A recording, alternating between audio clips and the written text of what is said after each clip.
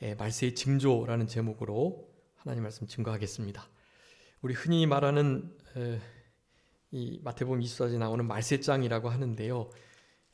사실 20절 이후부터 이렇게 마지막 절까지, 그러니까 10절부터 우리가 읽지 않은 20절 마지막 그 후반부 내용 38절까지 말세를 어떻게 맞이해서 그 말세를 바른 신앙의 태도로 보낼 수 있나에 대해서 말씀해주고 계세요.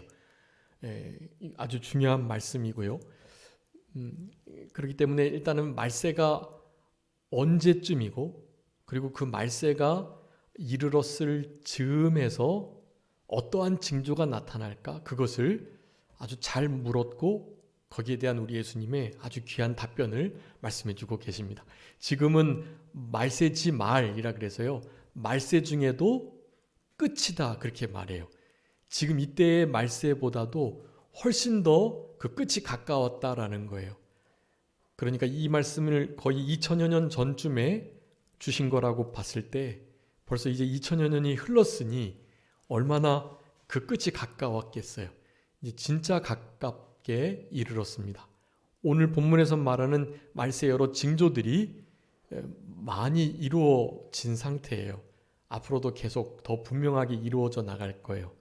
그러니까 우리가 여기서 주목해야 할 것은 이 말세의 때를 어떻게 살아갈 것인가, 어떠한 태도로 이 때를 준비하고 그 때가 실제로 닥쳤을 때 그 때를 통과할 수 있겠는가에 대해서 우리 예수님의 말씀을 분명히 마음에 새기시면서 그것을 잘 준비해 나갈 수 있도록 그렇게 힘을 쓰셔야 되겠습니다. 오늘 먼저는 1절부터 4절까지 그 가난한 과부가 헌금을 한 장면에 대해서 말씀을 하고 계시는데요. 왜 갑자기 이와 같은 행동을 하셨을까? 여러분, 우리 하나님께서는요, 지금도 우리가 헌금하시는 것, 헌물하는 것, 또 헌신하는 것, 하나님께 바치는 모든 것들에 주목하고 계시다. 그것을 우리들에게 나타내 주시려고 예수님은 진짜 이게 이제 지금 여태까지 10몇 장부터 이제 예수님의 예루살렘 입성을 필두로 고난주간을 지내고 계시는 거거든요. 이게 지금 그 고난주간의 여러 행적들 가운데 지금 한 부분이, 거의 마지막 부분이 이게. 그러시면서도 이 가운데 아주 중요하게 헌금을 하는 것에 대하여 제자들에게 이와 같은 말씀을 하시려고 헌금을 넣는 자들을 주목하여 보고 계셨다. 사실은 이렇게 주목해서 헌금 넣는 사람들 보고 그러실 시간이 없거든요. 근데 예수님께서 지금 그러고 계시는 거예요. 이것이 중요합니다. 여러분, 아무도 보지 않게 헌금을 하시지만 사실은 누가 보고 계시다? 네, 하나님, 우리 주님께서 그걸 다 보고 계시다는 것을 여러분 분명히 아셔야 돼요. 헌금 하는 것만이 문제가 아닙니다. 헌신하는 것, 헌시, 그러니까 우리 시간을 드리는 거예요. 나의 은사와 달란트를 교회를 위해서, 믿음의 지체들을 위해서, 믿지 않는 영혼들을 위해서 쓰는 일들, 여러분 이 모든 것을 다 누가요? 하나님께서 보고 알고 계신다라는 것을 나타내 주시는 거예요. 그러니까 거짓으로 속이려고 할 때는 두려운 말씀이지만, 진짜 아무도 몰라주지만 굳이 밝히지 않았으니까요. 그런데 내가 하나님 앞에 헌신하고 헌금하고 헌물하고 또 헌시하고 하나님께 드리는 모든 것을 그분이 알고 계시다라는 것을 생각할 때 기쁜 거예요. 그 일을 하는 우리들은 다른 사람은 몰라줘도 주님이 알아주시고 그리고 영원한 상급으로 갚아주실 거니까. 그러니까 실제로 사람의 눈치를 보지 않고 하나님 앞에 드리는 삶을 살아가는 것. 예수님께서 예수님의 살과 피를, 모든 물을 우리를 위해서 다 쏟으신, 우리를 위해서 허비하시고 우리에게 다 내어주신 그와 같은 길을 걸어가셨으니 우리도 우리의 남은 생에 하나님께 하나님의 나라와 의를 위해서 바치는 일, 그 일을 감당하며 살아가는 것이 복되다. 그것이 이제 말세를 제대로 잘 통과할 수 있는 중요한 태도이다라는 것을 우리들에게 말씀해주고 계시는 것이라고 할 수가 있겠습니다. 자, 그래서 오늘 1절부터 4절까지 보면은 어떤 가난한 과부가 2렙돈 얻는다고 했는데요. 그 2렙돈은 가장 낮은 헬라 단위예요. 렙돈. 그리고 로마의 단위 중에는 고드란트라고 있는데 고드란트. 이 2렙돈이 한 고드란트예요. 그러니까 진짜 화폐의 가장 작은 단위를 헌금한 것이고, 이것은 근데 이제 문제는 이제 우리가 잘 알고 계시는 것처럼 우리가 성도님들께서 다 헌금에 대해서 잘 알고 계시잖아요. 여러분, 헌금은요 자신이 가지고 있는 것에 비례되는 거예요. 그러니까 1,000만 원 가진 사람이 10만 원 하는 거하고 100만 원 가진 사람이 10만 원 하는 거하고는 아주 다른 거예요. 똑같은 10만 원을 하나님께 드렸어도 전자가 드린 것은 1,000만 원 중에, 그 다음 사람이 드린 것은 100만 원 중에, 그러니까 100분의 1, 10분의 1을 드린 것이니 그 비율에 따라서 하나님께서 칭찬하시고 주시는 상급이 다르다는 거예요. 같은 10만 원을 냈었어도요. 오늘 헌금의 가장 중요한 이 기준 중에 하나입니다. 헌금은 그러니까 절대적이 아니라 상대적이다. 내가 가지고 있는 것에 비례하여 많고 적음을 계산하신다. 같은 10만 원을 넣어도 같은 10만 원이 아니다. 그것을 우리들에게 말씀해 주고 계시는 거예요. 예수님 직접 말씀해 주시는 거예요. 참으로 너희에게 말하는데 이 가난한 한 과부가 모든 사람보다 많이 넣었다. 거기에 막 나 돈 되게 많이 넣는다고 돈 소리가 특별히 많이 나도록 툭툭 소리가 나도록 이렇게 장치를 좀 했다 그래요. 그때 헌금할 때. 근데 이거 2렙돈 넣을 때는 얼마나 너무 민망하고 막 죄송스럽고 또 다른 사람이 볼 때 어떤 면에서는 좀 부끄럽기도 하고 그랬을 거잖아요. 그 얼마나 했는지 그 절대적 액면가를 볼 때는 2렙돈과 뭐 달란트를 내는 이들도 있었을 건데 너무나 많은 차이를 가지고 있기 때문에 말이죠. 여러분, 그럼에도 불구하고 오늘 2렙돈을 낸 이 한 가난한 과부는 예수님에 의해서 이런 평가를 받았어요. 가장 많이 넣었다. 왜 그랬습니까? 2렙돈이 자기의 10분의 1, 5분의 1 혹은 2분의 1도 아니었어요. 2렙돈이 얼마였다고요? 1분의 1, 100%였던 거예요. 자기가 가진 생활비의 전부였다는 거예요. 여러분, 그러니까 전부를 넣은 사람을 당할 수가 없어요. 전부를 넣은 사람을 당할 수가 없다고요. 2렙돈이 전부였는데 그 전부를 몽땅 넣으면 그 전부를 당할 사람이 없어요. 네. 1억 원 가지고 있는 사람이 사실 1억 원 다 넣기가 어렵잖아요. 1억 원을 다 가지고 있는 사람이 1억 원 다 넣어도 2렙돈 가진 사람이 2렙돈 넣은 거와 하나라의 상급이 같아요. 하나님의 가치 판단, 하나님의 계산법에 의하면 1억 원 전 재산을 드린 분과 2렙돈 전 재산 드린 분과 같은 거예요. 그거는. 네. 그렇기 때문에 여러분, 우리가 기억하셔야 됩니다. 우리가 가지고 있는 것들 중에 하나님의 것이 아닌 것이 아무것도 없고 그저 하나님께로부터 받은 것을 드리는 것일 뿐이니 전부를 드려도 아깝지 않다라는 마음을 가지시고 헌금하는 자세가 필요하고요. 어떤 분이 11조를 안 하시다가 11조를 이렇게 막 그 권면에 못 이겨서 하시는데 마치 11조를 드리는데 자기의 살이 떨어지는 것 같은 고통을 느낀다라고 표현하면서 말이죠. 여러분, 그런 11조는 하나님이 안 받으세요. 그리고 실제로 하나님이 그 돈이 없어서 하나님의 일이 안 되고 그러는 게 아니에요. 여러분, 온 우주 만물에 하늘과 땅과 바다와 그 가운데 거하는 모든 것이 다 누구 것이에요? 여호와 우리 아버지 하나님의 것이에요. 그런데 우리가 무엇을 드린들 하나님께 보탬이 되겠냐고요. 우리가 드리는 모든 것은 하나님께 1도 보탬이 안 되는 거예요, 사실은. 우리가 드리지 않아도 하나님의 일은 넉넉히 이루어져 갑니다. 우리 대신 다른 누구를 통해서 넉넉히 이루어 가시는 거예요.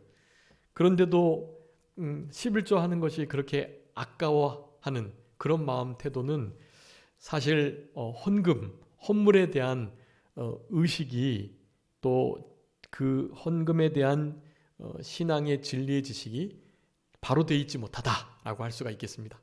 여러분, 오늘 말세의 징조, 말세를 어떻게 살아갈 것인가에 대해서 말씀을 드리면서 우리 예수님께서는 가난한 한 과부의 헌금하시는 것을 주목하시고 그가 가장 많이 넣었다, 자기 가지고 있는 생활비 전부를 넣었다라는 이 말씀을 통해서 여러분, 우리도 우리에게 전부를, 생명을 주셨던 예수님처럼 우리도 그분께 우리의 전부를 드리지 않는다면, 전부를 드리지 않다면 사실 말세를 진짜 승리적으로 통과할 수 없다고 봐야 합니다. 그것을 우리들에게 교훈해 주시는 거예요. 이런 말씀들을 인용하면서 이제 다미 선교회 같은 경우나 이 다미 선교회, 그리고 이렇게 임박한 재림을, 예수님의 재림을 주장하면서 교회에다가 모든 거 다 바쳐야 된다. 뭐 예수님 오실 건데 뭘 하고 공부하고 뭐 하려고 돈 벌고 뭐 하려고 저금해 놓냐, 그거 다 교회에 바쳐가지고 하나님의 일에 쓰도록 해야지라고 말하는 이단성이 강한 이들이 있어요. 여러분, 그런 미혹에 넘어가시면 안 돼요.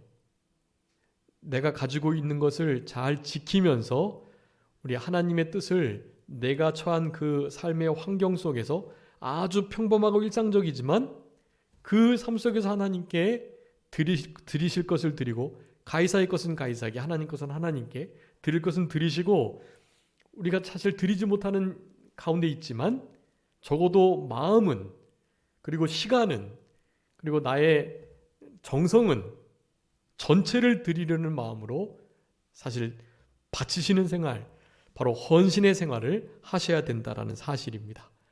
그러니까 그것을 너무 절대적으로 평가하지 마시고요. 내 상황에 처한 이 모든 환경 속에서 내가 드려야 할 11조, 또 내가 뭐 실제로 전 재산 바치는 건 아니지만 전 재산을 드리는 마음으로 하나님 앞에 헌금을 하는 이런 태도가 필요하다라고 할 수가 있겠습니다. 여러분, 그런 삶이 지속되고 헌신, 헌금, 헌물, 헌시하는 삶이 잘 훈련될 때 여러분, 나중에 말세지마를 제대로 살아나갈 수 있습니다. 그래서 여러분, 헌금의 태도를 좀 제가 정리해 봤는데요. 여러분, 오늘 이 과부의 헌금을 통한 예수님의 이 진리의 말씀을 통해서 이 헌금에 대한 우리의 생각을 좀 바로 해야 되겠습니다. 우리 헌금을 성경 여러 곳에서 말씀하고 있는데요. 아주 가장 분명하고 또 요긴하게 권면하시고 교훈하시는 말씀은 고린도 후서 8장 9장 말씀이에요. 네, 다른 데도 있지만 여러분 요거 좀 기억하시고요. 8장에 5개, 9장에 7개, 총 12가지의 헌금의 태도를 말씀하세요. 네. 근데 그것을 중첩되는 게 있기 때문에 요약을 하면 7가지로 딱 요약이 돼요. 여러분, 헌금할 때 반드시 이 마음 자세로, 이 태도로 하셔야 됩니다. 이것은 무슨 제 말이 아니고요. 성경에 문제가 많았던 고린도 교회를 향한 사도 바울의 성령의 감동을 따른 교훈, 그러니까 결국 하나님의 말씀이 우리들에게 이것을 요구하고 계시기 때문에 그렇게 하신다면 여러분, 하나님 앞에 헌금뿐만 아니라 헌물, 헌시, 또 헌신하는 모든 일을 좀 믿음으로 제대로 할 수 있겠다라고 하겠습니다. 고린도 후서 8장 2절부터 5절까지 한번 읽어주세요. 고린도 후서 8장 2절로 5절입니다.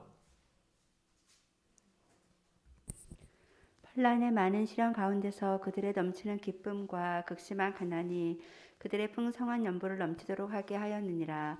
내가 증언하노니 그들이 힘대로 할 뿐 아니라 힘에 지나도록 자원하여 이 은혜와 성도 섬기는 일에 참여함에 대하여 우리에게 간절히 구하니, 우리가 바라던 것뿐 아니라 그들이 먼저 자신을 주께 드리고 또 하나님의 뜻을 따라 우리에게 주었도다. 아멘. 여러분 여기에 크게 5가지의 그 헌금의 태도를 말씀해주고 계세요. 첫 번째는요, 연보를 헌금을 드리되 풍성하게 드려야 된다는 거예요. 그 3절에 보면 힘에 지나도록 드리라 라는 말씀이 있죠. 힘에 지나도록, 풍성히, 이것은 하여간 넘치도록 드리라는 거예요. 고린도후서 9장에도 7가지 중에서 2가지 태도가 그와 같은 뜻을 의미하고 나타내고 있어요. 11절 말씀인데요, 너그럽게 연보하고, 또 12절에 13절에 후하게 연보하고. 네, 여러분, 그러니까 후하게, 너그럽게, 힘에 지나도록, 그리고 풍성하게, 이게 헌금을 대하는 우리의 태도이어야만 해요. 거기에 반대되는 것이 있죠. 그것은 이제 우리 고린도서 9장에 나오는데요, 이를테면 인색함으로나 억지로 하면 안 된다는 거예요. 네. 대신에 즐겁게 해야 되는 것이죠. 그것이 이제 9장에 다 나와요. 인색함으로나 억지로 하지 말고 즐겁게 내라. 즐겁게 내면 풍성한 연보를 힘에 지나도록 너그럽게 후하게 낼 수 있다라는 거예요. 여러분, 우리 마음의 헌금의 태도는 딱 이래야만 합니다. 네, 풍성한 연보, 그리고 힘에 지나도록. 그리고 두 번째 원리는요, 3절에 있는데요, 저희가 힘대로 했다라고 말해요. 일단 기본적인 틀이요, 힘대로 하는 거예요. 풍성한 연보를 하되 그래도 너무 지나치지 않게 내가 힘쓸 수 있을 정도로 하나님께 드리는 게 아주 일반적이고 정석이에요. 그런데 우리에게 어떤 헌금의 감동이 올 때는 사실 그렇게 드려지지 않아요. 풍성하게, 그리고 힘에 지나도록, 그렇게 기쁨으로, 자원함으로, 인색함으로나 억지로가 아닌 후하고 너그러운 연보를 드리게 되어 있다는 사실, 그것을 기억하시고요. 풍성하게, 그 다음에 힘대로, 세 번째는 힘에 지나도록이죠. 풍성함과 같은 의미를 갖습니다. 그리고 네 번째는 5절에 있는 것처럼, 이 5절에 있는 것이 가장 중요한 헌금의 태도입니다. 바로 저희가 먼저 자신을 주께 드리고 라는 거예요. 여러분, 헌금을 드리시기 전에 먼저 누구를 드려야 된다고요? 네, 자기 자신을 드려야 돼요. 여러분, 자기 자신을 드리지 않는 헌금은요, 아무리 많이 해도, 전 재산 100% 다 해도요, 그거 하나님이 안 받으세요. 하나님이 진짜로 원하시는 바가 있어요. 그것은 헌금을 그렇게 드리는 것이, 그러니까 후하게, 힘에 지나도록, 자원하는 마음으로 막 풍성하게 그렇게 드리는 그 모든 일들의 아주 근본적인 원인이 자신을 드리려는 마음으로 해야 한다라는 것이에요. 여러분, 내 자신을 죽여서 피를 흘려 하나님께 드리지는 못하는데, 내 자신을 어떻게든지 드리고 싶은데, 그것이 조금 표현된 게 물질, 돈, 헌금으로 나타나는데, 자기 자신을 드리려는 마음인데 인색하게 억지로 나타나겠냐고요. 결코 그렇지 않고 정말 풍성한, 그리고 힘에 진한, 너그러운, 아주 후한 연보가 나타나게 되는 거예요. 우리를 위해서 자신을 버리셨던 예수님을 우리가 기억하고 그 예수님을 본받아 살아가려 한다면 우리도 우리 자신을 주님께 드리려는 마음으로 헌금하셔야만 하는 거예요. 먼저 자신을 주께 드리고, 네 번째 아주 중요한 헌금의 태도입니다. 고린도후서 8장에 있는 5번째 태도는요, 하나님의 뜻을 좇아서 드려야 됩니다. 여러분, 헌금하실 때 우리가 가지고 있는 기준으로 드리시면 안 돼요. 헌금을 하실 때에는요, 반드시 어떻게 해야 될까요? 하나님께 기도하시고 하나님의 뜻, 감동을 따라서 하셔야 돼요. 하나님께서 영 이렇게 헌금해야 되겠다는 감동을 안 주시면 헌금하시면 안 돼요. 그럴 때는 헌금하지 마세요. 감동을 주실 때 하시라고요. 하나님의 뜻을 쫓아서 해야 돼요. 살펴보겠지만 자신을 주께 드리려는 마음이 있는데 아무래도 헌금은 감동이 없는 것 같아. 한다고 하면 그 감동은 솔직히 말하면 거짓일 수가 있죠. 네, 가짜일 수 있습니다. 그렇지만 아닐 수도 있어요. 실제로 하나님 앞에 양심을 쓰고 한다면 그것을 누가 뭐라 할 수 있는 게 아니에요. 실제로 어떠한 일을 하든지 하나님의 뜻을 구하여 하는 것이 아주 중요합니다. 그렇기 때문에 고린도 후서 8장에 나온 5가지 아주 중요한 헌금의 태도 말씀드렸습니다. 풍성하게 힘대로 힘에 지나도록 자신을 먼저 주께 드리고 하나님의 뜻을 좇아 헌금 드려야 된다. 이것에 이어서 계속 말씀해요. 고린도 후서 9장에서는요 이렇게 말합니다. 한번 읽어주세요. 고린도 후서 9장 5절부터 7절 말씀. 5절 7절 읽어주세요. 5절 7절. 우리가 바라던 것뿐 아니라 그들이 먼저 자신을 주께 드리고 또 하나님의 뜻을 따라 우리에게 주었도다. 고린도 후서 9장 5절 7절 읽어주세요. 그러므로 내가 이 형제들로 먼저 너희에게 가서 너희가 전에 약속한 연보를 미리 준비하게 하도록 권면하는 것이 필요한 줄 생각하였노니 이렇게 준비하여야 참 연보답고 억지가 아니니라. 7절. 각각 그 마음에 정한 대로 할 것이요 인색함으로나 억지로 하지 말지니 하나님은 즐겨내는 자를 사랑하시느니라. 네, 11절이요. 너희가 모든 일에 넉넉하여 너그럽게 연보를 함은 그들이 우리로 말미암아 하나님께 감사하게 하는 것이라. 13절이요. 이 증무로 증거를 삼아 너희가 그리스도의 복음을 진실히 믿고 복종하는 것과 그들과 모든 사람을 섬기는 너희의 후한 연보로 말미암아 하나님께 영광을 돌리고. 아멘.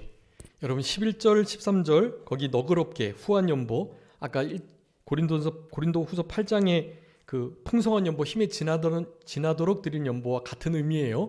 후하게 너그럽게. 그러면서 이제 고린도후서 9장 5절부터 7절 이 2절 말씀 안에 또한 중요한 헌금의 태도를 말씀해 주고 계세요. 5절에 보면 전에 약속한 연보. 네, 여러분 연보는요 작정을 하고 마음에 약속을 하고 드려야 돼요. 네, 그리고 약속한 헌금 연보는 당연히 반드시 드려야 되죠. 그 약속한 연보를 드릴 때 어떻게 해야 되겠어요? 하나님께 묻고 하나님의 뜻을 좇아 먼저 자신을 주께 드리려는 마음으로 힘에 지나도록 풍성하게 힘대로 그렇게 약속을 하고 주님께 드리는 거예요. 그냥 주머니에 쓱 넣어가지고 이렇게 헌금하는 거 아니고요. 여러분 주정헌금이라고 주일헌금을 일괄적으로 내는 거 있잖아요. 여러분 그 주정헌금조차도 하나님 앞에 계속해서 물으시면서 내시는 거예요. 그냥 있는 대로 하는 게 아니고요. 물론 주정헌금 안 내시는 분들도 계실 수 있는데 하나님 앞에 정하고 드리는 것이 아주 중요합니다. 그런데 그것도 그냥 누구 어느 정도 수준에 따라서 형편에 따라서 그렇게 내는 게 아니고요. 하나님께 먼저 묻고 그리고 약속한 연보를 드리는 게 중요해요. 약속한 연보를 하나님께 물론 이 약속한 연보는 흔히 우리가 1년에 한 번씩 작정하는 그 목적 헌금, 작정 헌금만을 말하는 게 아니에요. 여러분 모든 헌금은 다 그래요. 성도들을 섬기는 일에나 또 하나님의 종을 섬기는 일에나 교회에 헌신하는 일에나 여러분 다 마찬가지. 하나님 앞에 약속하고 이게 중요한데요. 약속하고 드리는 거하고 그냥 드리는 거하고는요. 그 은혜의 정도가 달라요. 여러분 헌금은 은혜의 표이고 그 은혜를 잃어버리지 않기 위한 방편이기도 한데요. 그래서 헌금을 잘하면 신앙에 아주 큰 유익이 됩니다. 이 성례 성찬을 믿음으로 잘 참여함으로 은혜의 귀한 방편으로 딱 여겨지는 것처럼 말이죠. 헌금도 마찬가지. 여러분 하나님 앞에 약속한 헌금을 드려야 됩니다. 자, 약속한 헌금을 드리기 위해서 7절에 보니까 미리 준비해야 되는 거예요. 네, 미리미리 그 약속한 헌금을 잘 내기 위해서 미리 준비를 하고 헌금을 드려야 한다는 것입니다. 6번째, 7번째였고요. 또 8번째는요. 우리 7절 말씀인데요. 7절 고린도 후서 9장 7절 그 마음에 정한 대로 할 것이고 아까 정한 대로 한다는 것 하나 있었죠. 그게 마음에 약속했다라고 말씀하신 것인데요. 마음에 약속하여 정한 대로 그렇게 헌금을 드려야 돼요. 보통 마음이 정해지는 것은 자신의 힘, 자신의 여력 정도에 따라서 결정돼요. 그래서 힘대로와 헌금하는 것과 또한 비슷한 의미를 갖습니다. 힘대로 마음에 정하여 약속하고 미리 준비해서 헌금을 드려야 된다라는 것이 아주 중요한 원리이고요. 그러면서 그렇게 헌금을 드리려 할 때 9번째입니다. 인색함으로나 억지로 하지 말라. 여러분 이게 참 중요한 말씀이에요. 인색함, 겨우겨우 그리고 억지로 자원함이 아닌 이런 상태로 드려서는 안 된다라는 것을 말씀하는 것입니다. 대신에 마지막 10번째입니다. 11번째, 12번째는 너그럽게 연보하고 후하게 연보하는 거고요. 바로 하나님은 즐겨내시는 자를 사랑하시느니라. 네, 여러분 헌금은요 즐겨 내야 돼요. 즐겨. 당연히 기쁨으로 내야 되죠. 그래서 고린도후서 8장 그 2절에 보면은 많은 환난의 시련 가운데서 저희의 넘치는 기쁨과 극한 가난이 저희로 풍성한 연보를 하게 했다. 여러분 풍성한 연보를 하는데 막 재물이 남아 돌아서 한 게 아니에요. 극심한 가난임에도 불구하고. 근데 그 극심한 가난 중에 헌금을 그렇게 할 수 있었던 이유는 바로 넘치는 기쁨이 있었다라는 거예요. 근데 그 넘치는 기쁨은 환난이 많았는데도 넘치는 기쁨이 있었대요. 이 기쁨은 무슨 기쁨일까요? 성령의 기쁨인 거예요. 이게 한번 읽어주세요. 데살로니가전서 1장 6절 말씀이에요. 중요합니다. 데살로니가전서 1장 6절 또 너희는 많은 환난 가운데서 성령의 기쁨으로 말씀을 받아 우리와 주를 본받은 자가 되었으니. 아멘. 많은 환난 가운데서 말씀을 받아가지고 아주 멋진 우리 데살로니가 교회 성도의 그 신앙의 모습들을 이루었는데요. 그러니까 믿음의 역사, 사랑의 수고, 소망의 인내가 있는 아주 좋은 교회였잖아요. 데살로니가 교회가. 근데 그렇게 될 수 있었던 이유가 많은 환난 중에 하나님 말씀을 받았다고 하는데 무엇으로 받았다고요?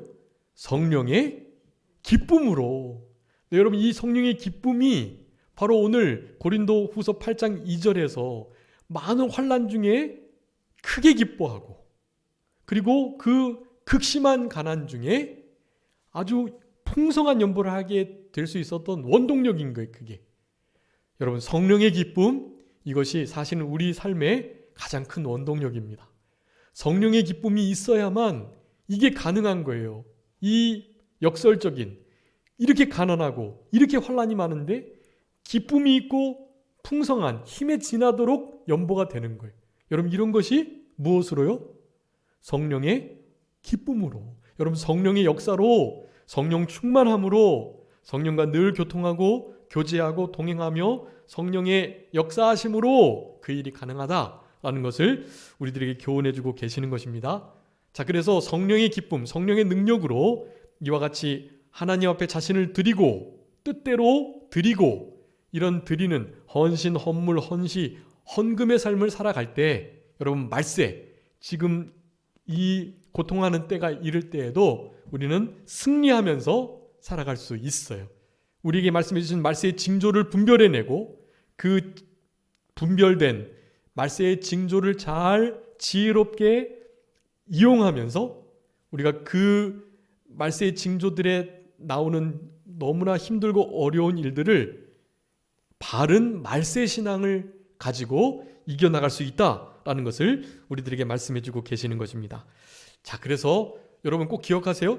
고린도 후서 8장과 9장의 말씀 12가지의 신앙의 믿음의 헌금 태도 그것을 가지시고 항상 헌금을 헌신을 헌물을 헌시를 하시는 우리 성도님들이 다 되셨으면 좋겠고 자 이것이 결국에는 하나님 앞에 그저 감사하는 마음으로 이렇게 헌금을 해야 된다라는 것을 우리가 늘 기억하면서 이 헌금의 고린도 후서 이거 말고 이제 고린도후서 10장에 고린도후서 9장 10절에 이와 같은 말씀을 좀 분명하게 기억해 주셔야 돼요. 심는 자에게는 씨와 먹을 양식을 주는 이가 너희 심을 것을 주사 풍성하게 하시고 너희 의의 열매를 더하게 하시리니라고 말씀해요. 자, 여기서 우리에게 무엇과 무엇을 주신다고요? 씨와 먹을 양식을 주신대요.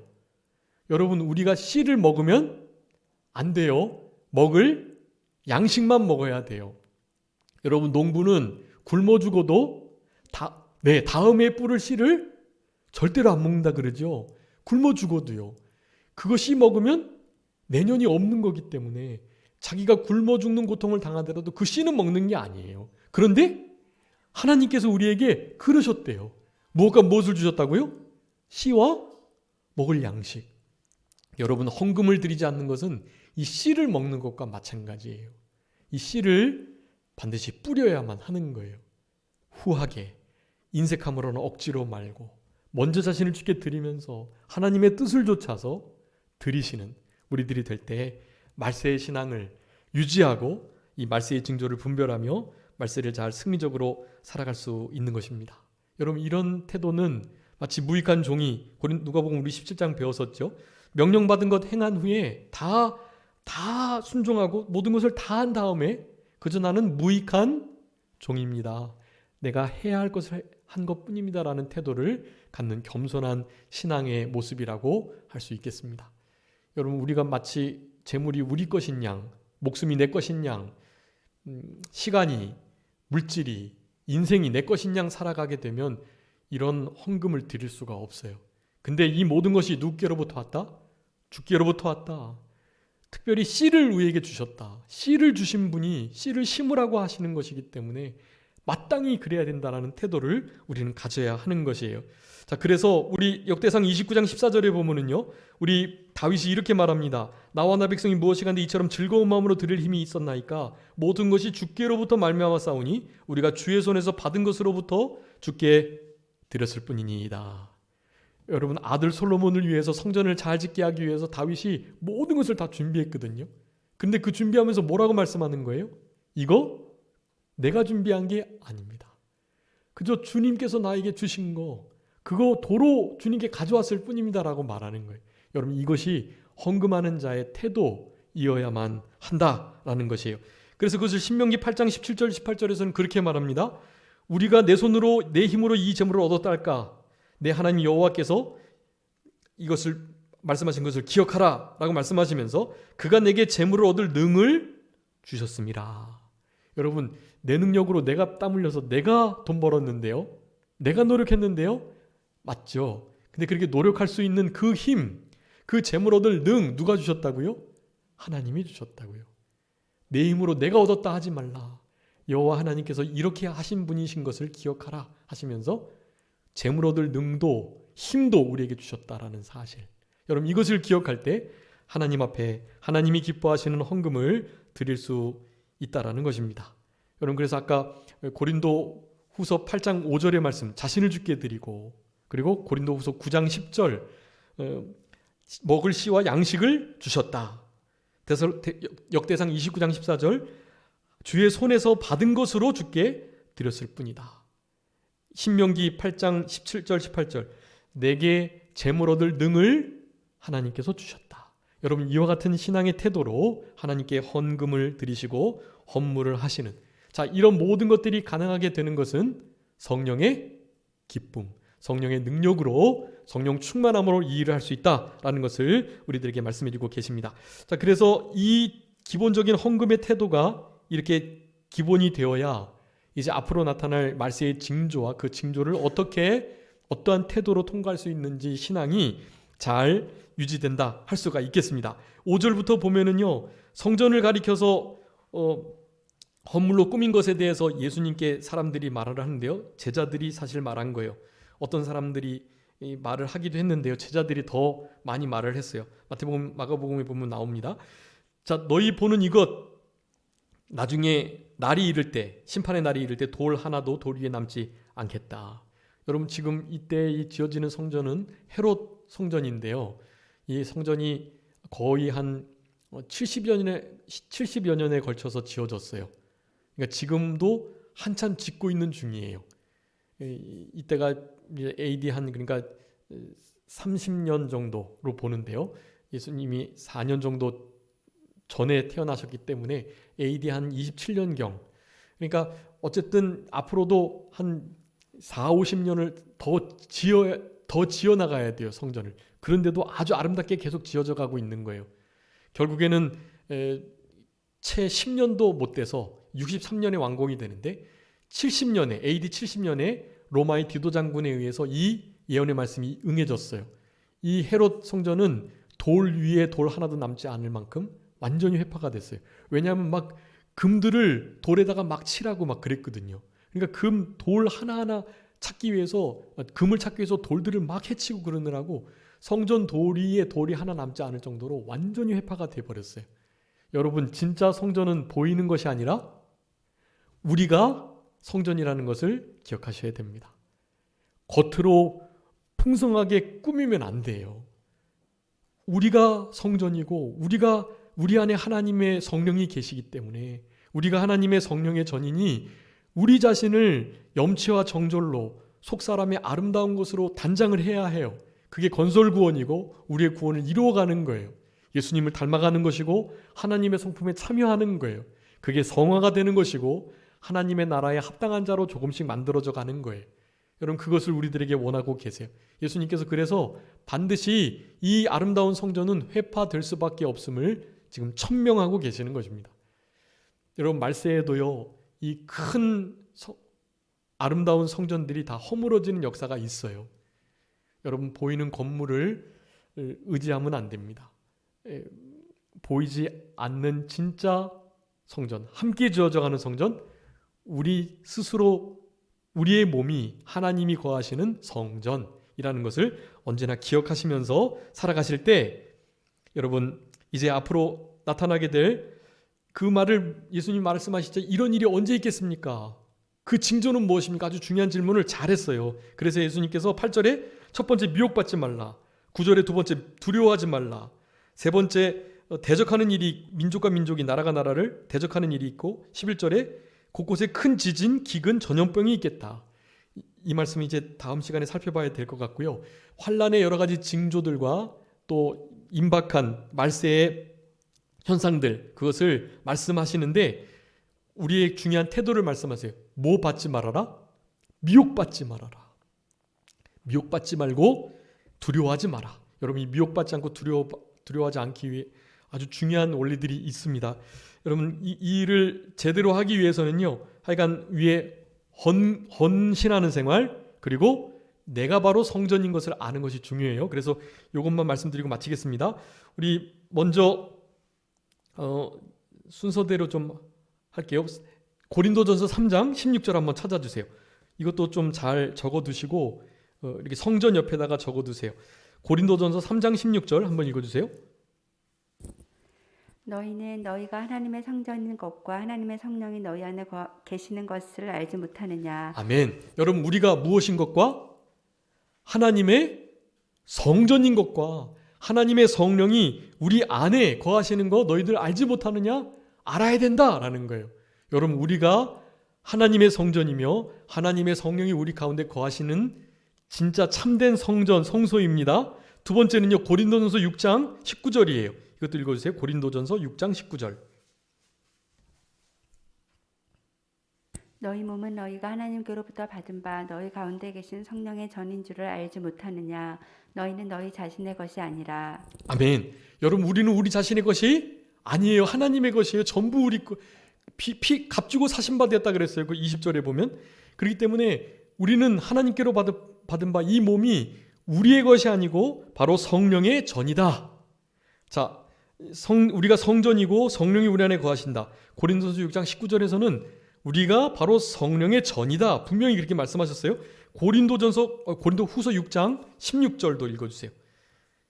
고린도전서 3장 16절, 고린도전서 6장 19절, 고린도후서 6장 16절. 하나님의 성전과 우상이 어찌 일치가 되리요. 우리는 살아계신 하나님의 성전이라. 이와 같이 하나님께서 이르시되 내가 그들 가운데 거하며 두루 행하여 나는 그들의 하나님이 되고 그들은 나의 백성이 되리라. 아멘. 자, 우리는 하나님의 성전인데 어떤 하나님이요? 살아계신 하나님의 성전이다. 그렇게 말하는 거예요. 여러분 기억하세요. 우리는 살아계신 하나님의 성전, 성령의 전, 성령이 우리 안에 거하시는 것을 알아야 하고, 우리는 우리의 것이 아니고 피로 값주고 사신 바 된 하나님의 것임을 늘 기억하는 이 태도가 말세의 징조를 깨닫고 그 징조를 분별하면서 그 징조를 어떻게 해석하고 그것을 어떠한 태도로 이겨나갈 수 있는지에 대한 중요한 신앙의 근간이 된다라는 거예요. 자, 그래서 이것을 이제 에베소서에서는 이렇게 정리합니다. 에베소서 2장 20절 한번 부터 22절 이것만 읽고 마치겠습니다. 에베소서 2장 20절부터 22절. 너희는 사도들과 선지자들의 터 위에 세우심을 입은 자라. 그리스도 예수께서 친히 모퉁이 돌이 되셨느니라. 그의 안에서 건물마다 서로 연결하여 주 안에서 성전이 되어가고 너희도 성령 안에서 하나님이 거하실 처소가 되기 위하여 그리스도 예수 안에서 함께 지어져 가느니라. 아멘. 여러분 이거 성부 성자 성령 하나님의 역사가 우리의 함께 지어져가는 성전됨으로 다 묶여 있는 거예요. 여러분 에베소서 2장 20절부터 22절 중요한 말씀이니까 꼭 기억하시고, 우리가 함께 성전된다. 성령 안에서 예수 그리스도로 말미암아 지어져 간다. 여러분 지금 모인 우리 성도님 한 분 한 분이요 성전으로 모이셨는데, 우리 한 분 한 분이 성전이 또한 모여가지고 신령한 사안돌이신 신령한 집으로 거룩한 하나님의 전으로 우리 모두가 함께 지어져 가는 거예요. 여러분 이것은 위대한 교회론이고 우리 스스로가 한 사람 한 사람이 얼마나 복된 거룩한 성전인 것을 너무나 명확하게 나타내 주시는 말씀들입니다. 그래서 베드로전서 2장 5절에 우리 맥체인 성경 오늘 읽으셨을 건데, 산돌같이 신령한 집으로 우리가 세워지는 것, 그것을 바라고 우리 예수 그리스도 산돌이신 그분을 따라가야 할 것을 강조하고 계시는 거예요. 여러분 우리는 신령한 집으로, 즉 성전으로, 살아계신 하나님의 전으로 지어져가는 우리들이에요. 여러분 이것이 기준이 될 때 이제 다음 시간에 함께 살펴볼 말세의 실제 징조들과 그 징조들을 어떻게 해석하며 또한 승리해 나갈 수 있을지를 제대로 분명하게 말씀을 깨달을 수 있다라는 것을 기억하시고, 헌신의 생활, 우리가 우리의 것이 아님을 기억하는 성전, 지어져가는 성전이 되는 이 복된 신앙생활을 남은 때 기억하시며 그 말씀을 이루며 살아가시는 우리 모두가 되겠습니다. 잠깐 기도하겠습니다. 살아계신 우리 아버지 하나님 감사합니다. 우리들에게 말세의 징조를 나타내 주시면서 그 말세의 징조를 제대로 이해하고 그 말세에 어떻게 살아가야 할지를 태도를 분명히 하기 위해서 먼저 하나님께 받은 것을 드린다는, 인색함으로나 억지로가 아닌 기쁨으로, 성령의 기쁨으로 주님께 받은 것을 드리겠다는 이 헌금, 헌물, 헌시, 헌신의 생활, 이 생활이 우리들에게 있어야 하며, 또 우리의 몸은 우리의 것이 아니고 피로 값주고 사신받은 하나님의 것임을 기억하고, 우리가 살아계신 하나님의 성전이며 하나님의 성령이 우리 가운데 거하시고 성령 안에서 예수 그리스도로 말미암아 우리가 함께 지어져가는 성전 된다는 이 복된 진리를 분명하게 기억할 때 바로 그 신앙으로 말세를 승리하며 살아갈 수 있다는 것을 우리들에게 교훈해 주신 우리 아버지 하나님 감사합니다.